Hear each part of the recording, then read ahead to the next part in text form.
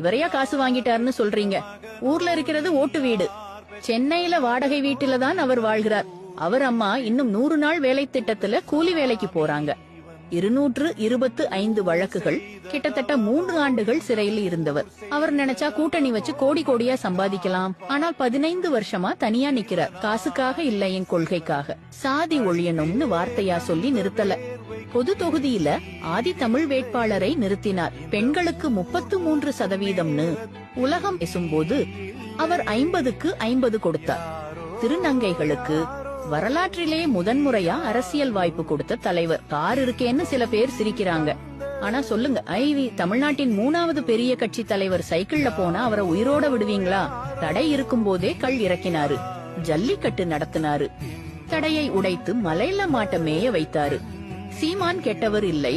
நம்ம சமூகம் இன்னும் ஏற்றுக்கொள்ள தயார் இல்லாத ஒரு நல்ல தலைவன்.